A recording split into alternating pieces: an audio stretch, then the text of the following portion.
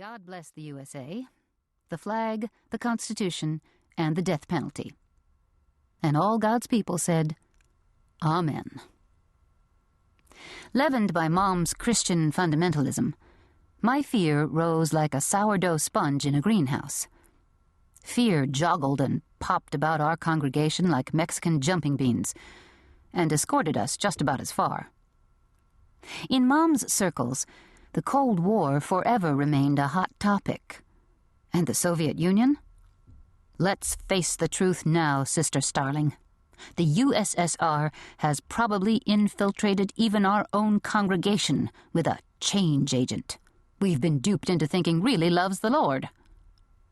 Yes, we believed in an all-powerful, all-knowing, and everywhere-present God. But we acted like he'd totally lost control over the good old US of A, and if we failed to win it back, he'd be up a creek. Poor God.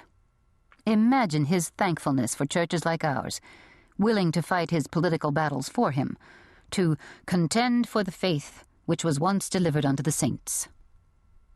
Somehow, I doubt battling communism entered the Apostle Jude's mind the day he penned that phrase. In 1973, a film I viewed at church informed me that in less than 2 years, the communists would assume complete control of the U.S. government. Graphic depictions of torture, designed to light a fire of terror beneath the derrieres of God-fearing, law-abiding citizens, bloodied the screen. A sandy-haired, freckle-faced boy regurgitated as a soldier burst his eardrums with a bamboo stick. Other soldiers tied ropes around the 4 limbs of a father and repeatedly lowered him onto pitchforks while his children watched, screaming. Even now, the nationality of these people eludes me, but Asian faces flicker across my memory. I believed it real footage of a real event, spots and spatters and lines marring the celluloid like an old newsreel. Yet today, I wonder whether actors performed a macabre script. Either way, I guess the purveyors of the film deemed snuff in the name of freedom acceptable. Violence porn, they call it these days. I'll never forget standing at the back of the church afterward, shaking uncontrollably from a fear that, having crawled inside of me, proceeded to gnaw away at my innocence, upon which no real value had been placed. The fear tinted my soul the clear red of blood mixed with water, and dug sharp roots into the lining of my spirit. Should a 9-year-old possess a working knowledge of the Trilateral Commission and the Illuminati? "This is a John Birch church," Betty Christopher said, when the pastor suggested maybe congregants advanced matters toward the extreme. And believe me, if my pastor, who considered left a 4-letter word, supposed things went too far, they really had slid right off the edge of the rational world. We resided in suburban Baltimore, for heaven's sake, in a blue-collar neighborhood of people who worked hard and merely wanted to abide in peace. Well, Betty eventually left the church, taking others with her, because that unknown change agent had worked his magic on our ideology. She dubbed us members of the vast left-wing conspiracy, members of the aforementioned Trilateral Commission, who also secreted pink cards in our wallets and pocketbooks. Mom didn't cry about it. Good riddance. She was nothing but a troublemaker anyway. But a paranoid. I can happily report Mom calmed down eventually. In fact, she's perfectly lovely and serene, and rests in a much stronger, more normal faith these days. My personal theory? The whole thing tired her out. And she believes she paid her dues in full. She's right. I paid mine by the time I was 15, when I picketed an abortion clinic out on Bel Air Road and was declared a particularly foul name for a female dog by a passerby. On that freezing cold Saturday morning, The wind swung down the street with such force it immediately froze my hands to the picket signpost. Hardly a great reward after giving myself a stiletto-sized splinter while making my sign. The only consolation any of us has on the matter is that at least the babies live with Jesus now. I guess in heaven, nobody's considered an inconvenience. I have to give my pastor credit, though. He loved us kids.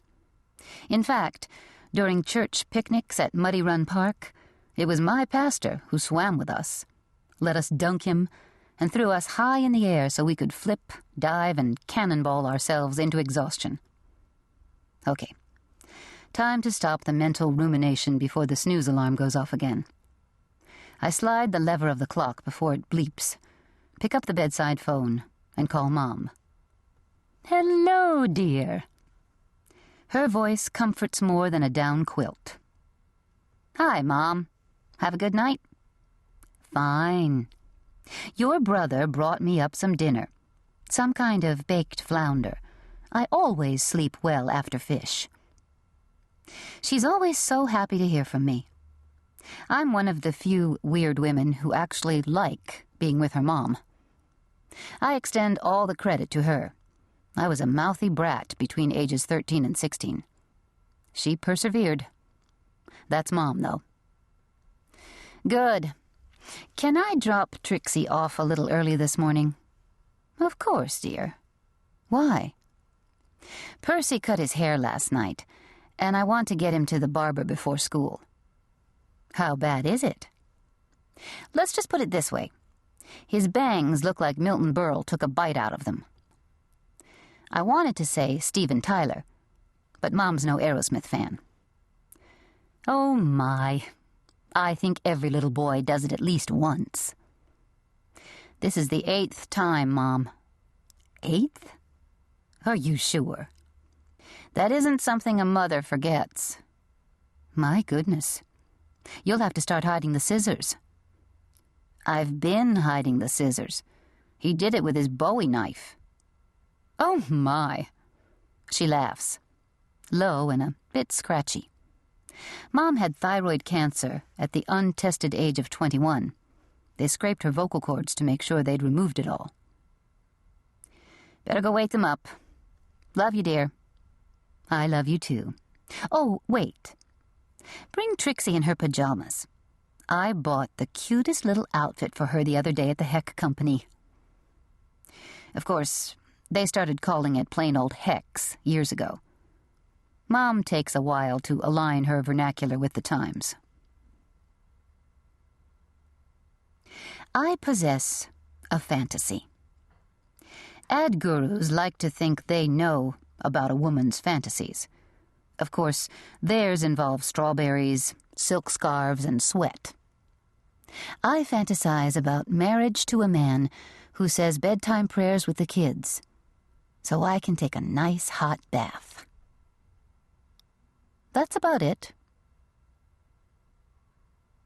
The day I walked in the March for Victory, my Easter outfit hugged my skinny body. Well, it was the 70s. While millions, or so they say, of students protested the Vietnam War, our church group marched down the streets of Philadelphia in support of the troops. I held one end of a banner for WTOW, a religious AM radio station, feeling pretty darned important, not to mention stylish, in my navy polyester knit dress and coat, with white buttons and a patent leather belt. The white vinyl knee-high go-go boots positively puffed me proud. I don't regret those times of my childhood. My friends and I thought such activities more fun than the Professor Cool show on Channel 2, which, to be honest, I actually didn't care for. But I was realistic enough to know the general population frowned on our cause. And to this day, other than my best friend Lou and the kids I churched around with, I know no other children who participate in marches, then or now. I still support the troops, by the way. So here.